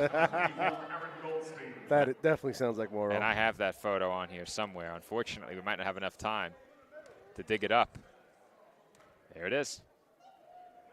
As Goldstein knocks down that last free throw. That's him. There it is. Why? CSI Baseball was scheduled to begin their season on Sunday. Weather knocked out that game against Bloomfield. They were scheduled to play on Sunday, Sal. There's a reason I didn't promote it that excessively. We put out the season preview, and I wrote in the first line, the Dolphins are scheduled to open their season on Sunday. However, they are not opening the season on Sunday. Or did not open the season on Sunday. They're opening the season on Friday. I will be there. I will be on the call. Next Friday? This coming Friday. Oh, that's tomorrow. No, 2 days from now. The trip is 2 days from now. They leave tonight at 2 a.m. Like 2 days ahead. I'm thinking tomorrow's like Friday or Saturday. The team leaves tonight at 2 in the morning, based on what I heard. Yes, I heard that too, actually. You saw his office there. Yeah. It's full of stuff, ready to go. He did say he was leaving tonight. I didn't think it was 2 a.m. at night, but hey, you got to get there. That's a long bus trip. Yeah. And you have to get a practice in. Wiggin up to Hargrave, who throws it down. Hargrave throwing it down hard there. You got to be a little careful. We need that shot clock there, Hargrave. The Dolphins are hoping we need it for a playoff game. Yep. Under a minute to go now. Dolphins lead it by 22. This game in the second half was never really close. Roberts came storming out of the gate, and it fizzled out quickly. From there, it was all Dolphins. Yeah, I mean, the shooting struggles for the Redhawks continue through the second half as well. Did not bode well. 22-point lead for the Dolphins. They're going to dribble this one out pretty much, about 4-second differential. Shot clock, game clock. Undoubtedly one of the best efforts from the Dolphins all season. And it comes at a time where they really needed a win in conference play. CSI will take the shot clock violation here. And with 4.6 to go, Dolphins can just about begin to celebrate what is a huge conference win. The only question mark, the final score, and it will be Dolphins 74, Redhawks 52. Coming up next, our TLC Physical Therapy post-game report featuring our player of the game, the newest member of the 1,000 Point Club, Chris Clancy. That's coming up next. Stay here.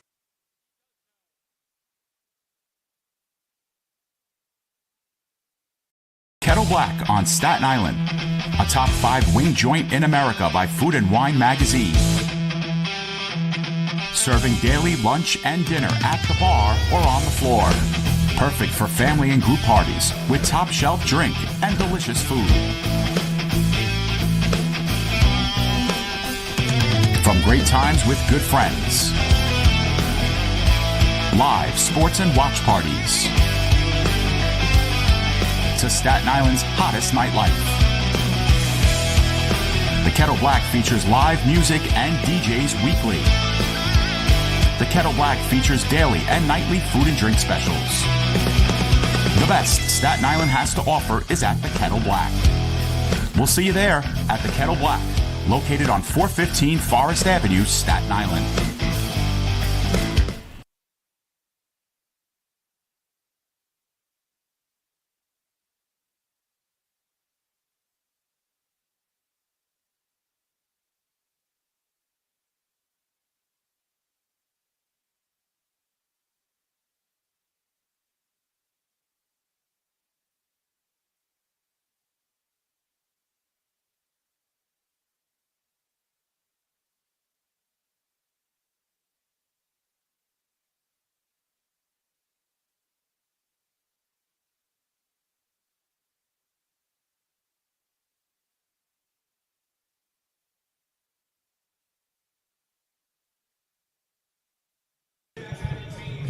And we are joined by our TLC Physical Therapy Player of the Game, Chris Clancy. Chris, first off, congratulations on becoming the newest member of the 1,000 Point Club. Obviously, you got started a bit later than you would have liked this year, but how good did it feel to do it on your home floor? It felt great to do it here. Yeah, I've been wanting to get it for a while. You know, injury happened and stuff, but it feels good to get it. You know, me and my team, it's a good accomplishment.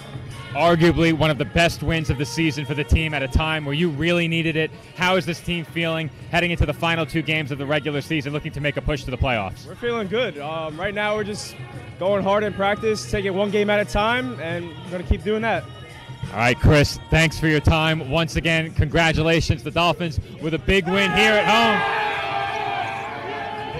And I abort just in time. Have to protect the equipment, but congratulations to Chris Clancy. A great win for he and the Dolphins here tonight. Andrew's having a tough time following me back on screen. I had to avoid the water bottle shower. The court is now soaked, and we now wrap up here from the Tank tonight as the Dolphins win it 74-52. Big win here at the Tank. The Dolphins looking to continue their push toward the postseason. They're back in action in 1 week's time against Malloy University. Our final home broadcast of the season takes place in just a couple of weeks, about a week and a half. The Dolphins return home on March 1st against Queens College. As for me, I head down to Myrtle Beach on Friday. I'll be joining CSI Baseball there. Be sure to catch all of those games on CSI Sportsnet. The link to catch those live streams will be available at csidolphins.com. once we find out whether or not we will have video. Thank you, everybody, for watching, and thank you to my broadcast partner tonight, Sal Caruso, our intern behind the camera, Andrew, Tyler Clark, our engineer, and our camera operator, Pat G. Lorenzo. Everyone, enjoy the rest of your Wednesday night.